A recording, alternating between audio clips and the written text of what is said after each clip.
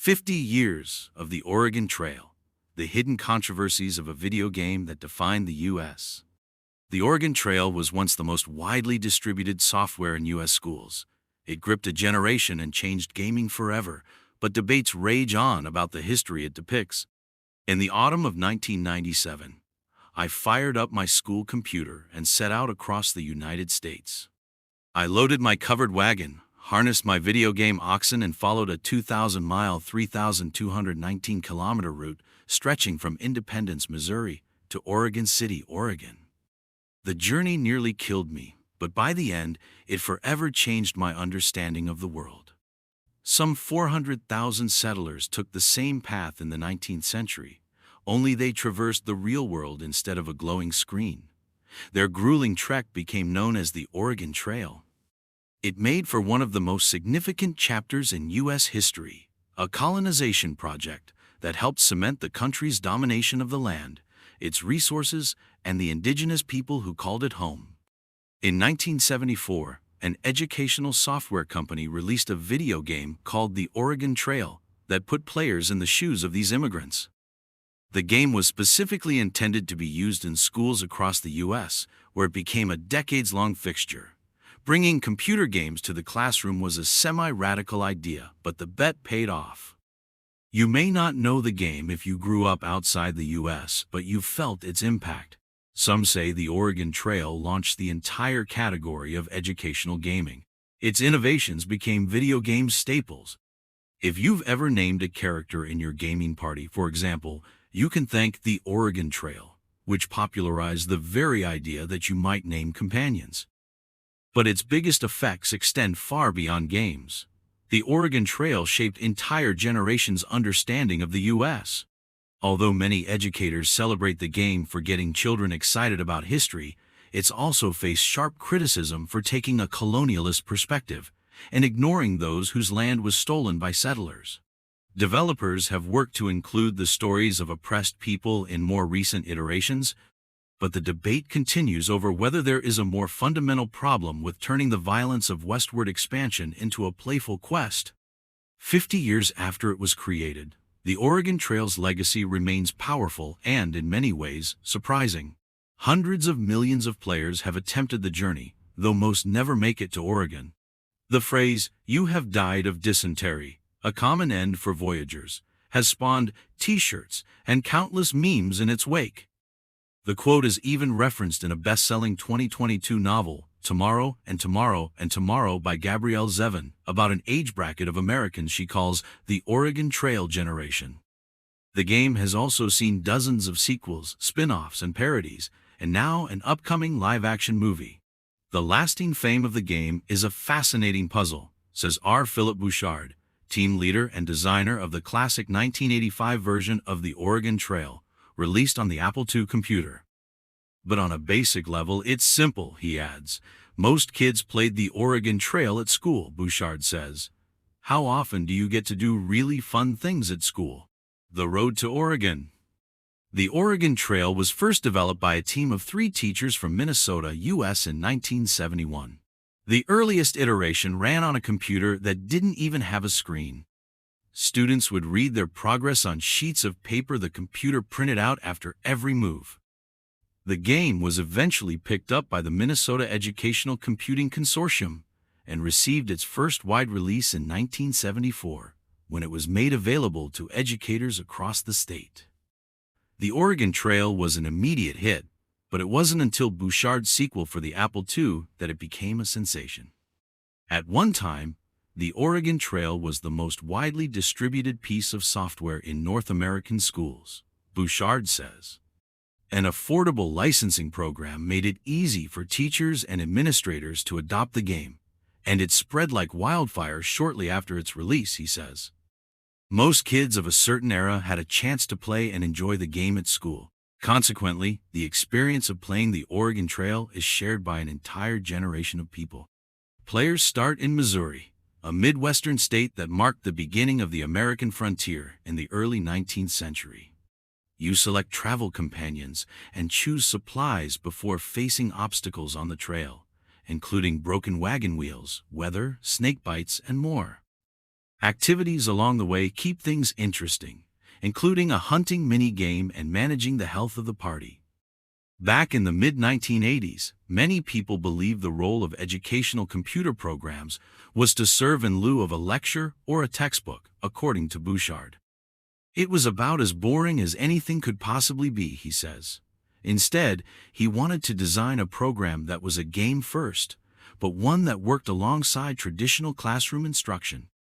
The game itself was a memorable experience that planted a range of concepts in the mind of the student, including perceptions of geography and details of the historical experience.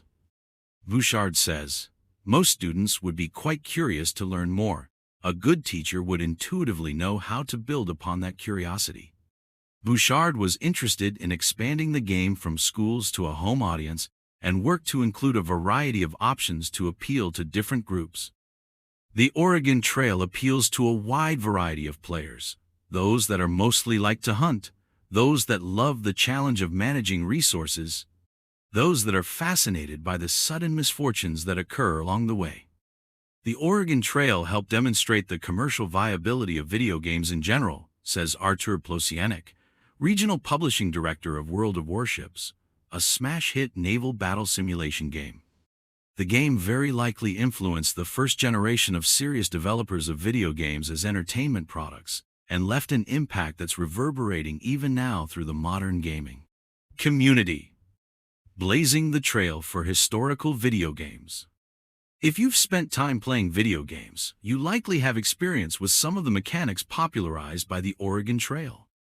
It was built on a few distinct design choices, and those choices were prominently present in many games that came after. Some of those choices even became foundations of whole subgenres or categories. Plosianek says, that includes everything from managing your inventory to the very idea that you can name your characters, or that those characters might die permanently and never come back. In modern games like Fallout, players expect random encounters when they're charting a course through the map, a feature, he says, the Oregon Trail helps cement. But one of the biggest influences of the Oregon Trail comes down to something far simpler. It did a great deal to make sure that history would play a central role in video game settings of the years to come, says Tor Olson, an associate professor at the University of Tennessee, Knoxville, who studied depictions of history in video games. The first video games didn't include a lot of story. Pong was a game of table tennis. That was all the context you got. Later, sci-fi and fantasy became common fodder, but the Oregon Trail was among the first to prove history can make for great gaming. The underlying concept of the Oregon Trail, surviving a 2,000-mile journey across difficult terrain to a promised land, is perfectly suited to development as a game, Bouchard says. Westward migration is deeply embedded in American culture, he says, and putting players in the shoes of one of the people who made the journey added to its inherent appeal. History is a primary focus in gaming, and echoes of the Oregon Trail ring through many of the titles that dominated computer games in the 1990s, Olson says, such as Civilization and Age of Empires. But some of the biggest parallels might be the 2018 blockbuster Red Dead Redemption 2, which focuses on an outlaw cowboy in the American West of 1899. Olson, author of a book on the game called Red Dead's History, often calls Red Dead Redemption 2 this generation's Oregon Trail. Though the games are very different, they have certain commonalities, he says. They are both, at heart, survival games, showcasing the demanding task of achieving subsistence in an unforgiving landscape. And they are games about migration, about movement across space in pursuit of an ideology. And they have both been wildly influential in shaping people's understanding of the past. According to Bouchard, building the Oregon Trail involved detailed study of history and geography, something future versions of the game included with increasing vigor.